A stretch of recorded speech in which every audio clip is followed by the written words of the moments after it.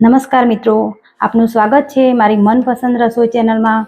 આજે આપણે બનાવીશું ક્રિસ્પી અને સ્વાદિષ્ટ એવી બે પ્રકારની બિસ્કિટ ભાખરી બનાવીશું। તો ચાલો આપણે બનાવીએ। આપણે એક બાઉલ આપણે ઘઉંનો લોટ લઈ લઈએ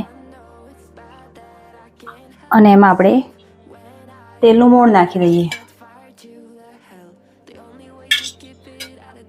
અને મીઠું નાખીએ આપણે ટેસ્ટ પ્રમાણે અને 1 ચમચી જેટલું આપણે જીરું નાખી દઈએ અને બધું બરાબર આપણે મિક્સ કરી લઈએ।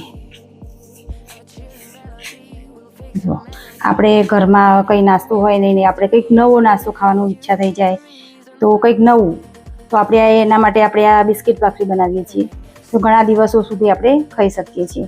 એમાં આવું મોણ લેવાનું છે, જો મુઠ્ઠી ભરતું મોણ લેવાનું છે। જો આપણે હવે થોડું થોડું પાણી કરીને એકદમ કાઠો લોટ બાંધવાનો છે, બહુ જ ઢીલો નથી બાંધવાનો, કારણ કે આને આપણે સ્ટોર કરી શકીએ છીએ અને બિસ્કિટ જેવી ક્રન્ચી બનાવવાની છે ભાખરી। એટલે અમારે તો ઘરમાં બધાને આ ખૂબ જ ભાવે છે ભાખરી। સરસ આપણે ચલો લોટ બાંધી લઈએ। જો આપણો આ જીરા બિસ્કિટ માટેની ભાખરીનો લોટ છે તે બંધાઈ ગયો છે ને આવો બાંધવાનો છે અને હવે આપણે એને 10-15 મિનિટ આપણે રેસ્ટ આપીશું। અને હવે આપણે બીજા મસાલા ભાખરી બનાવવાની છે, એના માટે આપણે લોટ લઈ લઈશું। એક બાઉલ આપણે ઘઉંનો લોટ લઈ લઈશું અને એમાં આપણે ધાણા જીરું, હળદર પાવડર, મરચું પાવડર અને સ્વાદ પ્રમાણે આપણે મીઠું નાખી દઈશું અને એમાં આપણે અજમો છે એ હથેળીમાં મસળીને નાખી દઈશું અને આપણે 2 ચમચી જેટલું આપણે મોણ નાખીશું અને બધું સરસ રીતે મિક્સ કરી લઈશું। જો આપણે સરસ આ મુઠ્ઠી મોણ થઈ ગયું છે, મુઠ્ઠી વડે એવું। તો હવે ચલો આપણે એને પાણી નાખીને ધીમે ધીમે લોટ બાંધી દઈશું અને આ પણ થોડોક જે પહેલાં આપણે આગળ બાંધ્યો એવો જ કાટો લોટ બાંધવાનો છે, તો આપણી સરસ ક્રિસ્પી અને ક્રન્ચી ભાખરી થશે। જો આપણો આ પણ સરસ લોટ તૈયાર થઈ ગયો છે, હવે આને પણ આપણે 10-15 મિનિટ રેસ્ટ આપી દઈશું। જો આપણે 15 મિનિટ થઈ ગઈ છે અને બંને લોટ સરસ પલળી ગયા છે, તો હવે આપણે આની ભાખરી બનાવી લઈશું। જો આપણે આ લોટ લઈને સરસ થોડો મસળી લઈશું હાથેથી અને એમાંથી એક લોટ લઈ લઈશું આપણે અને પછી વણી લઈશું।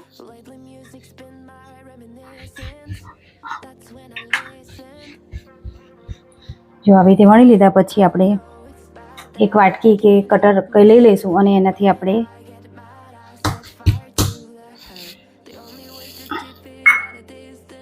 આવી રીતે આપણે ભાખરીનો શેપ આપી દઈશું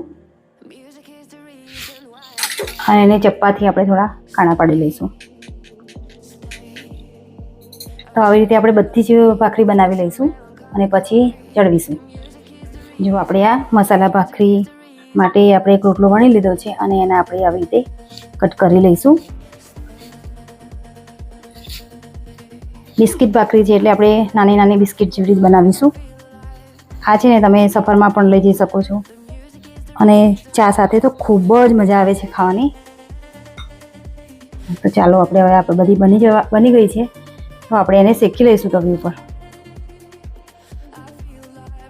ચાલો હવે આપણે ગેસ ચાલુ કરી દીધો છે અને એમાં આપણે આ બિસ્કિટ ભાખરી શેકી લઈશું। સરસ ધીમા તાપે શેકીશું, એકદમ ક્રન્ચી થાય એમ।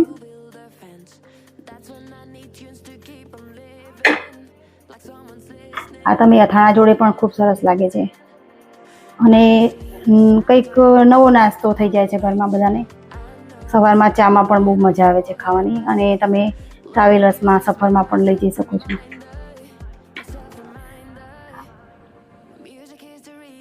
આમ ઉલટ પુલટ કરીને શેકી લેવાની છે આપણે અને આના મદદથી આપણે એને દબાવીશું। તમે કપડું પણ રાખી શકો છો।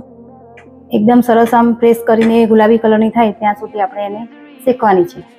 જો સરસ ચડી ગઈ છે, આપણે એમાં થોડું ઘી નાખી દઈશું અને પછી સરસ પાછી એને ક્રન્ચી થવા દઈશું।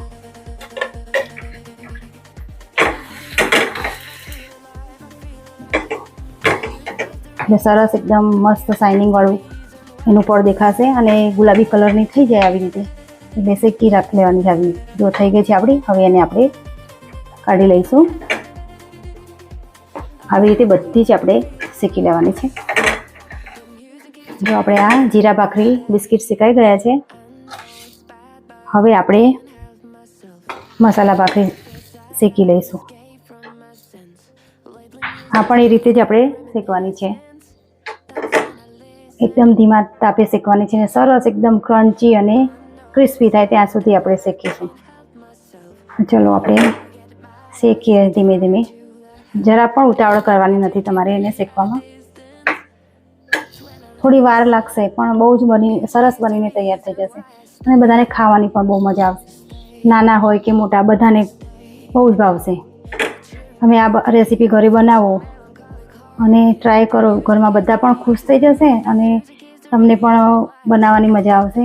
અને ઘણા દિવસ સુધી આપણે આ ચાલે છે નાસ્તામાં, એટલે કંઈક નવો નાસ્તો આપણે ટ્રાય કરી શકીએ છીએ. જો આપણી આ મસાલા ભાખરી અને બિસ્કિટ ભાખરી બંને તૈયાર થઈ ગઈ છે. હવે એને આપણે ઠંડી પ્રોપર એકદમ ઠંડી થઈ જાય ને પછી આપણે એને સર્વ કરીશું. જો આપણી 2 પ્રકારની મસાલા ભાખરી અને જીરા બિસ્કિટ ભાખરી બનીને તૈયાર થઈ ગઈ છે. તમે પણ ઘરે ટ્રાય કરો, બનાવો અને કોમેન્ટમાં મને જણાવો કે કેવી બની છે. અને જો મારી આ રેસીપી તમને ગમી હોય તો મારી ચેનલને લાઇક, શેર અને સબસ્ક્રાઈબ કરવાનું ભૂલશો નહીં. તો ચાલો હવે ફરીથી આપણે નેક્સ્ટ નવી રેસીપી સાથે નવા વિડીયોમાં મળીએ.